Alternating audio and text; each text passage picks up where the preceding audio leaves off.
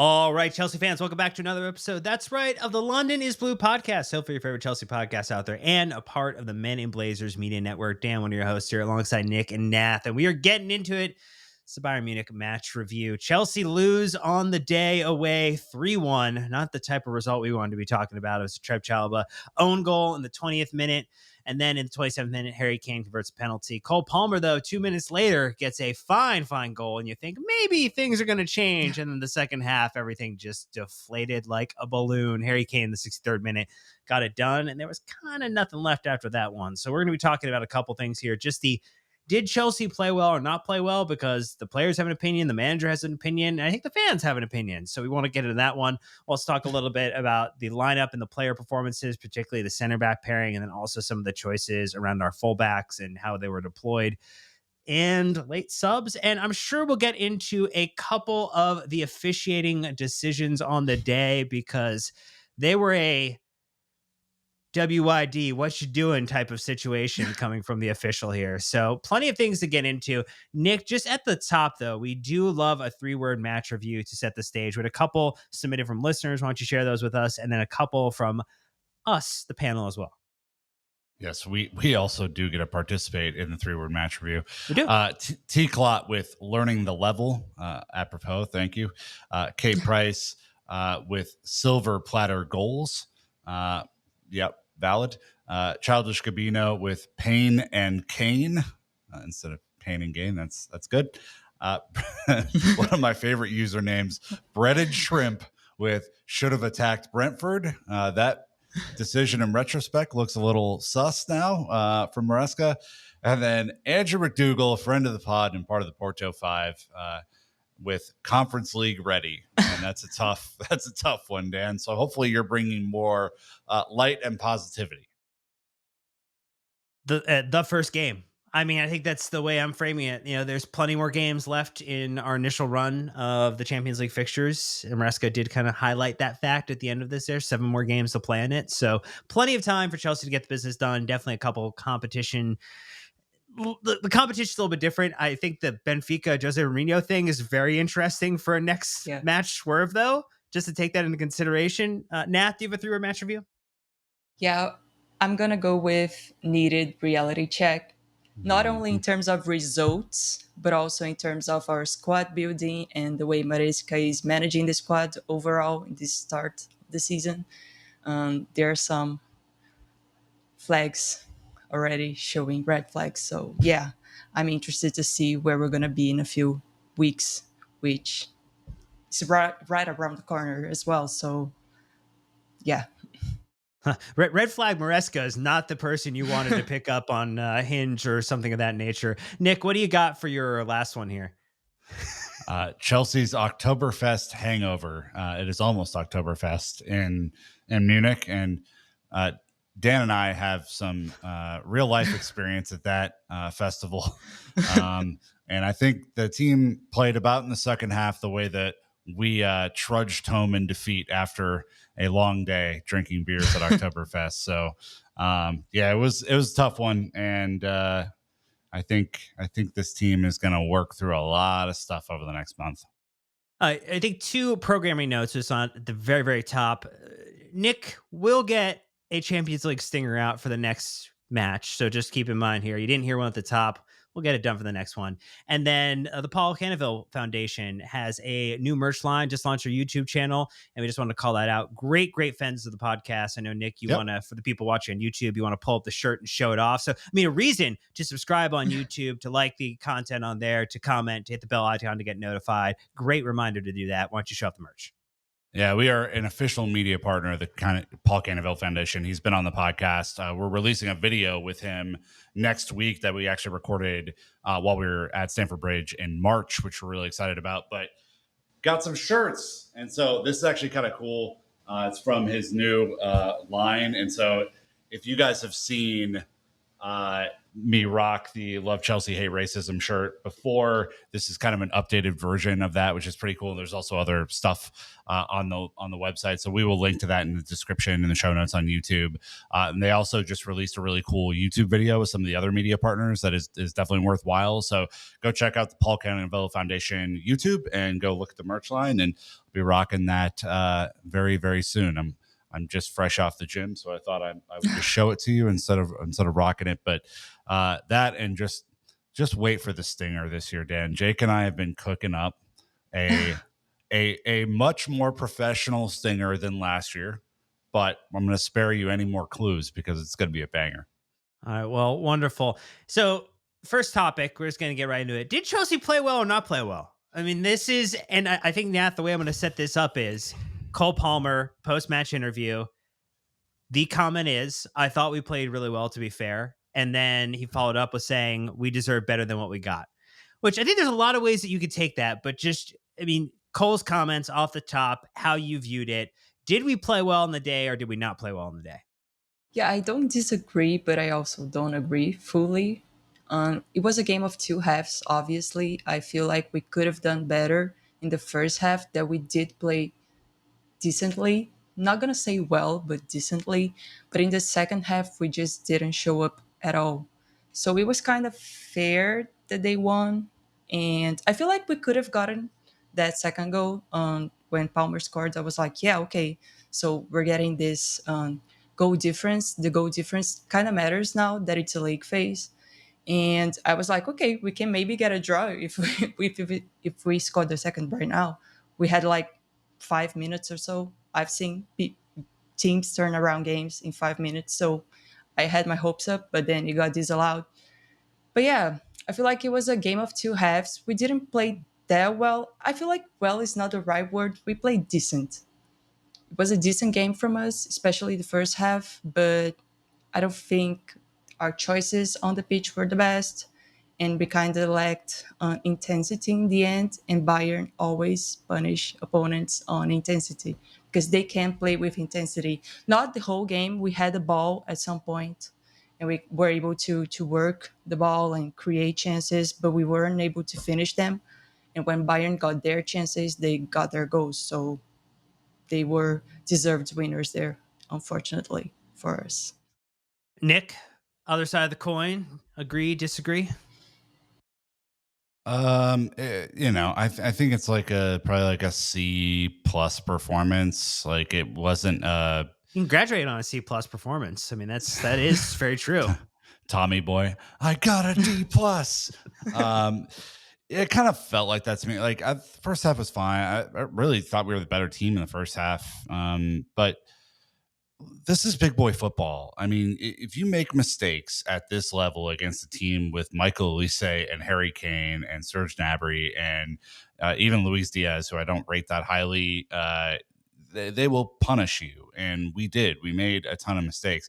Players who we're not used to seeing make, tragic errors, like Moises Caicedo and Marco Correa, made a ton of positioning mistakes and fouls and places where they shouldn't have. Trev Chalobah is in the wrong place at the wrong time for the own goal. It wasn't at the level required. And we've seen this team play big boy football against PSG, 2 months ago now. Like we know what that looks like, how that feels, the stakes of it and the intensity of it. And the team did look a little bit nervous to me. I'm not sure if they were or not, but some of the passes in midfield that we're used to seeing be completed aren't there. And I think the game plan worked kind of well in the first half, but then Sanchez couldn't get his homing on the long balls over the top in the second half, and it really did mean that Bayern dominated possession and really kept us from getting into a flow. And again, if all that stuff is going against you, and what we'll talk about in the third section, the referee decisions go against you, Yeah. you're just not winning these games. And so Chelsea, I think Nath said the wake up call. It is a wake up call to me. I mean, this is a big game against a big opponent in their stadium, a place that we have some fond memories from before, but it wasn't good enough for me. It was fine, but not good enough.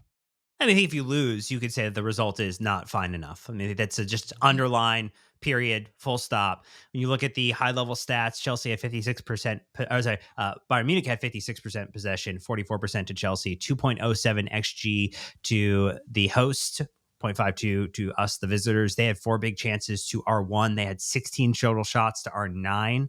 They had 5 shots on target to our 3. And they really just didn't have an issue in the second half dealing with us. I mean, No. this first half was really probing, explorative. We were able to get into situations where it looked good, opportunities falling to players. Enzo could have had a chance. Pedro Neto could have had a chance, determining if you could make it happen. And it just didn't have that refinement that you need in the Champions League to go out and be successful, Nick. I mean, I think that, Maresca had a view as well, too. And this was a comment post-match that he had said, in terms of experience, there was a huge difference. Even with that, we competed in the right way in this stadium against this team. I came here before with different teams. It's so difficult to come here and compete. You can't come here and dominate for 90 minutes. To be honest, the players are already aware of how difficult this competition is. It's a game where you can learn a lot from and build something special from this defeat. With the way that the sporting directors build the squad, there's always going to be a gap of experience when you're playing teams like this. So, that's what I don't, I understand what he's saying. He's completely right. Like, many of these players have not played Champions League football before or played very little Champions League football. I mean, even Reece James hasn't played that much Champions League football, and he's the captain of the team and is, the one with the most experience. So yeah, I mean, he's right, but I think the thing that I would be a little bit cautious of is just the way that the team did not come out in the second half with any sort of intensity. I don't know what happened at halftime. I don't know if Maresca understood that their fitness was only going to be for so much of the game, or if it was intentional for us to sit back in the way that we did. But Millie Bright had this great quote for the women's team that I'll bring over to the men's team here for this podcast. For Chelsea women to win the Champions League this year, something they've never done, they have to play with an intensity that is better than everybody else.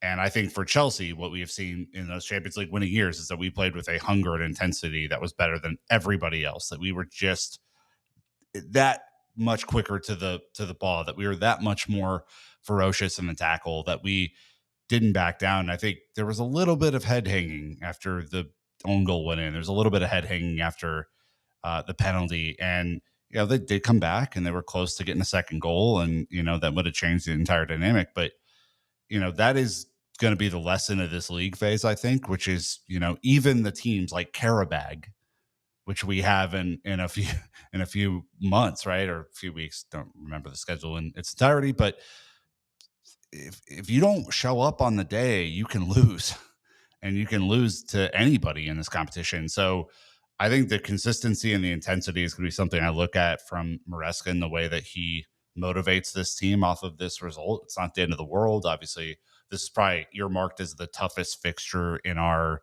league phase, Barcelona at home being the second toughest. But, if you don't show up and be ready to compete, you're going to get waxed by some of these teams. And it's not just a talent thing. Like, we have a lot of talent. They have talent and finishing and all the other things that won them this game. So I think there's a whole lot that we can get into here, particularly when we think about just then how we set up, right? The lineups, first half versus second half, the center back pairing. We're going to do that after our first ad break, so stay tuned. Be right back. All right. So the lineup was a little different from our match against Brentford. Understandable. That was what had been projected by Enzo Maresca. We saw Rob Sanchez between the sticks. It was Malo Gusto in the right back position, Trev Chalba and Tosin as your center back pairing, Marco Correa. Reece James pushes up into midfield with Moises Caicedo. And then it was Cole Palmer, Enzo Fernandez, Pedro Neto, and Joao Pedro as your attack. Nath, it did feel as if with issues and injuries that we've had in key positions, this was mostly, I think, what people expected, maybe outside of the Reece James playing in midfield, that you felt like there maybe would have been a decision one way or the other, and someone else would have been in attack. Cole maybe would have been in the 10 spot. But, I mean, not unrealistic to say that you could have seen Maresca doing this, but at the same point in time, when you make that change to put Reese in midfield, it does make massive shifts across the lineup. Yeah, we were talking before we started recording, but I don't think I would have done differently. I mean, I have my preferences. I would prefer to see Enzo Fernandez playing in this similar role Reece James played today, and seeing Reece in the right back position, and maybe seeing Steven in the right wing, Palmer as the 10, and Neto, who was not at his best today, um, in the left wing with João Pedro up top. But yeah, I feel like Maresca put the best team we had given the squad we have at the moment. Lavia isn't available. I don't know how fit Fofana is. And yeah, that's what we had. And just to talk about experience, it's funny that Maresca is like, oh, those players haven't played the Champions League, but he hasn't managed in the Champions League either. So there's that as well. It's a whole whole thing about inexperience in the competition, and I feel like it showed today, not because of his selections for the team, but the way he took so long to make changes in the team, and the way we came back for the second half as well. I don't know. We don't know what happens in the dressing room at halftime, but still, I feel like there's a bit of inexperience on both sides, both players and management team overall. So yeah, I don't know. I feel like, as I said, I would have loved to see Enzo Fernandez playing in this role Reece played today. I feel like we would have seen much more of him. I saw people like, oh, Enzo sucks, Enzo is a bum, you know, things people have been saying about Enzo lately, but I feel like he wasn't at his best position. He was stuck in the left half space that doesn't suit him at all. And I feel like us asking him for more has a lot to do with the way he's being deployed in the system we're playing at. So I feel like making some changes would make the team better, just because the players would be in their best positions, in my opinion. But yeah, I feel like, as I said, it's a learning curve. We're learning. This is a reality check on, okay, we need to adapt. We need to be better, because in the Champions League, anything can happen. We saw Benfica losing to Karabag. Who would have thought, you know? So yeah. I mean, on the Enzo Fernandez point, I am one of the people who thought he was terrible today, and I Oh yeah, think he wasn't good. He I wasn't. But I feel like the role he played today doesn't suit him. yeah, I mean, I would agree. I also think like Maresca's guarding against a couple of things with this lineup. One, it was kind of the same lineup that we rolled out against PSG in the Club World Cup final, minus obviously Tosin for Levi, which is a big one. Yeah. So he's trying to use Gusto as an auxiliary winger so that Cole Palmer can float inside and, I think give, the opposition defense something different to look at. And it kind of worked offensively. it did. I mean, there was definitely some like good movement up there. And then use Reece James to like slide back into that spot to defend so that we weren't completely caught out. But the way this functioned in attack was really, really weird. You essentially had a back three of Chalaba, Adarabioyo, and Cucurella, and then a three-person midfield of Reece James, Caicedo, and Enzo Fernandez. And Enzo never really found his place in this game to receive the ball and then to do what he does best, which is those little final third entries and those critical passes into, dangerous areas around the final third. And honestly, it was like he was the ghost of Enzo Fernandez out there today. There was just nothing. I don't remember him touching the ball in the second half. And if we're gonna rely on him to be the high press in a team that just stopped pressing, like you're just in trouble at that point, because he's obviously that's not his strong suit. So I agree. I think Maresca's kind of damned if he does, damned if he doesn't a little bit, because you don't want to leave yourself totally open to all the immense quality that Bayern have in the final third. I mean, good Lord. Elise is just something, man. He is a real player, and, credit to them for nailing that transfer. But you have to help on him, and you have to help on Harry Kane, and you can't do that with three people. The math just didn't math for us there, Dan. So I'm critical of Enzo Fernandez's performance, but then I look at the broader shape and I just think there were limited options. I do think it's notable that this is probably the strongest lineup that we could throw out there. Some might argue in different ways, maybe a sub or two, but by and large, like these are the big time starters at Chelsea, and they got schooled a bit today, Yeah. and so that's a bit worrisome. Yeah, I mean, I think maybe one of the areas where there just wasn't a lot of additional options was like in the center back pairing with Trev Chalobah and Tosin. I mean, Josh, you consider, could be within that role, probably better as a right back than a center back, but that wasn't going to move him up, maybe up the table in Maresca's mind. And then Wes Fofana, as we talked about in the match review in the Brentford game, is just has not played enough football to show up in 2 matches on a back-to-back scenario. So, Nath, one of the things that was probably most concerning to me was just how quickly that center back pairing really struggled. And with the fact that Gusto and James didn't seem as connected as they needed to be, particularly in some of the giveaways leading up to the goals. That side was super attacked against Diaz, and really, I thought actually we were going to have more problems potentially down the right hand side for elements of the game, and that was not the case. Yeah, and on the left, our defensive left, Olise was causing us problems during that first goal that he kind of got on a 1v1 versus João Pedro. João didn't have much to do there. I don't blame him. I kind of feel for him for being left alone with Olise there. And yeah, Chalobah, sorry, he scored their own goal, but Tosin and Cucurella, in my opinion, should have done better. They were there, like literally in the trajectory of the ball. They should have cleared the ball, but they didn't, and then we conceded. But yeah, the CB pairing, I mean, it's what we got at the moment. I would have loved to see Josh, but I feel like it's not cool to just throw him in a Champions League match after him not playing like the last 4 matches. He was man of the match against Palace, but other than that, he didn't play at all. I don't know why. I feel like this is kind of wrong, but I'm not getting there.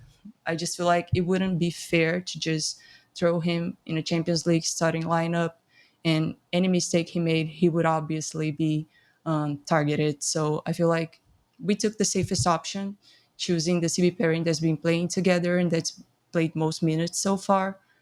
But yeah, I feel like we're going to need a new CB for the season. I didn't think we would, but now I've changed my mind.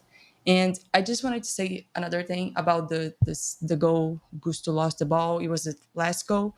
We were kind of relaxed when we had possession, when we were trying to build up. And when Gusto loses the ball, Kane is like completely alone. He receives in the middle of everybody. He's got like at least 3 meters from any Chelsea player we got close to him. So he had time to receive the ball, to think, and to do what he did. And I feel like this was because we were a bit relaxed. Okay, we have possession, so we don't have to defend, But you have to defend, especially when you're playing against those teams. When we play Barcelona, if we do that, we're probably going to be punished again. So it was okay. The CB pairing is not the ideal one. Yes, I agree. If Cowell was fit, he would probably start in any game if he was fit, but he didn't. But there's also this lack of, concentration during the game. All I could remember when I watched that go back was the Champions League, the 2021 final, when we were in the tunnel, like super concentrated, and the City team were like, yay. So that's the difference, 1 minute when you're not concentrating in the Champions League, you lose the ball and your opponent gets it back. They have time to do what Kane did, what Olise did in that 1v1 versus João, because I don't know if João Pedro was supposed to be alone with Olise there. I don't think he would. He should have been alone there. I don't know. But anyways, a lot to think about because this is not a conference league, obviously. And I feel like we finally understood that today, And at least it was match day 1, not match day 6. So I have never been more excited to see Benoit Badiashile back in the team. Yeah. I'll tell you that. I think if you're Badiashile, you're looking at today's performance and like I could easily be starting in these games. And look, he's had an up and down Chelsea career too. I don't want to pretend like he's the second coming of Levi Colwill, but we started to see some of the best of him, late in the season and, into the Club World Cup. And like natural left footer, I think he's going to be an interesting option over there. I think at the very least, you got to put Tosin back on the right hand side and not on the left hand side. It's just an awkward fit for him on the left hand side. I think Trev's just better and maybe a little bit more 2-footed over there. At least from what we've seen early in the season so far. I think Betty Shields going to have a big role to play based on what we saw today. So kind of looking just at the match, maybe more specifically, first half, second half. So we talked about this up top. Definitely a tale of halves or parts of halves. And in the first half, Chelsea had 0.47 XG, second half 0.05 XG. We had one big chance in the first half to 0 in the second half. We had 6 total shots to the 3 total in the second. Bob Sanchez did come up big with 3 really big saves in the second half, made it look a lot better than potentially that half of football deserved to be. One of the things that maybe I just have a question about, Nick, is you saw the way that it was going in that first 15 minutes in the second half. You're like, you know what? The subs are probably going to need to come on early. Like, we are going to need to bring someone on to change this game super, super quick. And it was the 63rd minute where Harry Kane scored, where the drop off had already happened with the players on the pitch. And you don't even then get the changes until 5 minutes later with Andre Santos and Garnacho coming on for Reece James and Pedro Neto. It did feel like 60 minutes was potentially the upper bound for a couple of these players, particularly after the Brentford game. And then now looking ahead to United, really struggling to see the match to match to match management from Maresca here to put us in the best position possible. Yeah, maybe he was hungover today because it was slow and it wasn't even enough. We didn't even use all 5 subs, and you could argue Cole not probably 90 minutes fit, Joao Pedro probably not 90 minutes fit, Reece James definitely not 90 minutes fit, as you could tell in the second half. This team is hurting physically right now. You could tell Pedro Neto, who's usually a springboard of energy for this team, not nearly where he is normally. Caicedo still doesn't look totally right to me either. And I think like this is an area where Andre should be playing a lot more than he has been start of the season. Garnacho, obviously not match fit. Otherwise, he probably would have started this game in every way. Stevao still coming back, I think, from a tough bit of international appearance action. But you still have Josh to come in for anyone in the back line who made a mistake, which is basically all of them. You still have Jamie Gittins, who does look fit and has played against Bayern Munich before, as you guys noted in the match preview. You still have Ty George, who, for all intents and purposes with Mark Guiu, are the auxiliary center forwards in this team for Joao Pedro. And our boy Facundo, who made it into the Champions League lineup, Dan, I think we all expected that late change, obviously. Could have come in for Cole Palmer if you're looking for a substitution to keep everyone fit. There's enough on the bench here, Nath, to me, that like at the very least you got to make all 5 subs. And if you watch the way that we finished the first half, Bayern had like the last 9 minutes of possession in the first half. They kept banging it off us, going into corners and then, having possession and recycling it back. We didn't look great at the end of the first half. I think that should have been a warning sign to Maresca. Yeah, playing Bayern is always crazy. They just turn something in them and they just attack. And they get like 5 corners and they score. It's crazy. And we were obviously super tired. I feel like when Ta fouled João Pedro in that supposedly not red card foul, João Pedro stayed down for a while, obviously feeling the pain, but he didn't feel 100% there. It felt like he was super tired already, and it was the first half. And, well, he played the 90 minutes, so I don't expect him to play the 90 minutes versus United.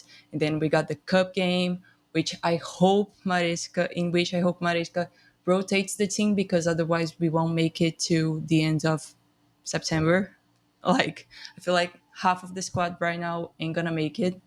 So I feel like it's more about Maresca trusting the players he's got more. Last season, it was already a problem for me, and we had the Conference League where he could rotate the team very, very much. But we don't have it now. So I feel like it's all about trusting. It's not that we have, as our team isn't bad, the squad isn't bad, it's inexperienced. Yeah, okay, he can play that card, he can keep playing that card. But as long as he doesn't give them minutes, they will still be inexperienced. So he's gonna, It's the catch-22 of the whole yeah, season, Nath. I think for me, Dan, like, again, what Nath just said is perfect. They're inexperienced right now. They're intentionally inexperienced because that is what the sporting directors decide to do, right? This is their strategy. The only way for them to get experience is to play. The only way for Maresca to survive this season is for them to play, because obviously we're feeling the effects of a long, long season last year. And it's on the players who come in to perform too. Like, we didn't buy championship players and promote them to the Premier League. We bought players who were already prospects in the highest leagues, and it's up to those guys to come in and show their value as well. And so it's going to be a delicate balance to start the season. They're going to have to be trusted, and they're going to have to earn the trust. And I think Maresca gets nervous about that. I can sense from the sideline that he has agita about the scenario that he's in, but it is the scenario he's in. He's going to have to respond in a really, really positive way, because to Nat's point, we're not going to make it out of September, let alone all the way to the festive fixtures, if we can't figure that balance out. I was just gonna say, those players are probably gonna come in and make mistakes, but our starting lineup versus Bayern made mistakes as well. Sure. And they are the most experienced ones. So I don't feel like Maresca should be like, oh, I'm afraid of using them. He's probably going to take the blame if he plays them and they make a mistake. I don't know if he thinks like that. I'm just, voices in my head are giving me, you know. But if that's the case, well, his starting lineup today, his best starting lineups making mistakes. So how would it hurt to play other players? Maybe they won't make mistakes, have to think of both sides, because this squad is very, very good. It's not at their best at the moment, just because there are some key players missing and some key players are not that fit yet. But it's not as bad as some people make it seem like it is. It could be better, yes, but it's not as bad as some people think it is. And I feel like we could do much better given the players that we have at the moment. So, well, we're going to talk a little bit about some of the other just odd things that happened in this match. It's just called officiating. We're going to do that after I ask that ad break. So stay tuned, be right back. So Maresca had thoughts about a lot of things regarding this match. One was with the penalty scored by Harry Kane, the red card decision to not send Jonathan Tah off, that it was a difficult game. And Nath, you mentioned it first. So maybe that's the one we'll just go at the very top of this. The Tah foul on Joao Pedro. That was a red card. That was just a red card. Can we be very, I think we've got a panel of three very intelligent people here, or two very intelligent people and me. I think it was a red card. Nath, you think it's a red card? Nick, you think it's a red card?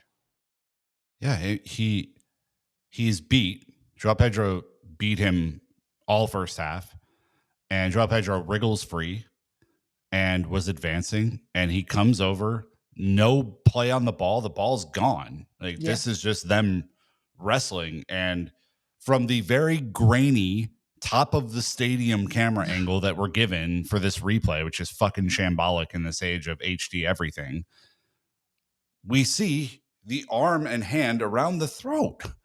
This is not even debatable. I don't understand how VAR doesn't take a serious look at this, how there isn't more than a 20-second pause to go, yeah, man, there's violent conduct here.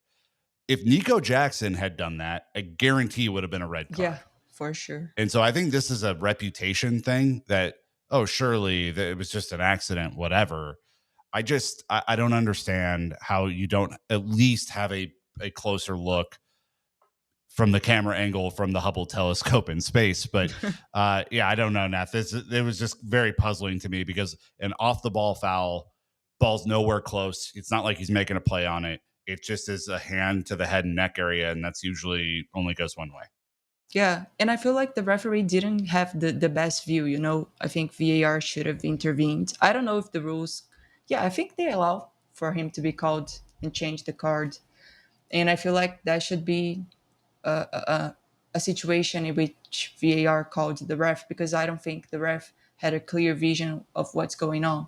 He gave the yellow card ages after João Pedro went down. And yeah, and I just wanted to go for the penalty as well, because I feel like it was one of those situations where if the referee didn't give the foul, it would be okay, just as much as it was him giving. The thing that I thought it was weird, it was that he took like something around 5 to 10 seconds to say it was a foul. So that was pretty shady for me.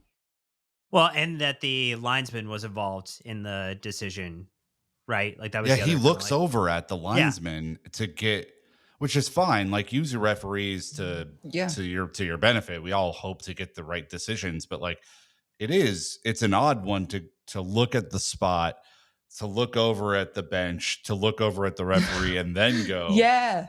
you're Yeah. back to the set. Like it just is very, very odd. to look up where you are in the world. Oh, I'm at the home stadium. Yeah. Oh, yeah, I guess it's a penalty. Yes, of course. The other thing I would just say on the, because I think the penalty was a fair enough call at the end of the day, is that it wasn't that controversial to me. I think Caicedo just got it a bit wrong, and Harry Kane did a pretty excellent flop job on it.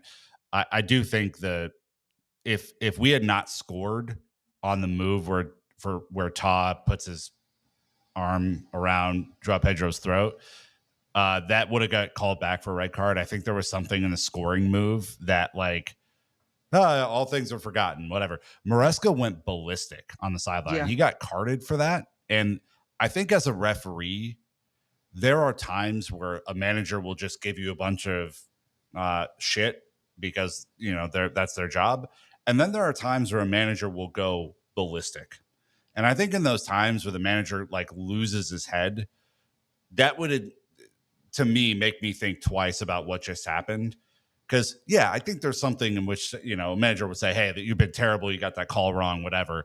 For Maresca to lose his mind like that, I think if I were the referee, I'd been like, oh, did I miss something here? Like, what happened? And that's when you use the video. That's when you go to the VAR and go, like, what actually happened?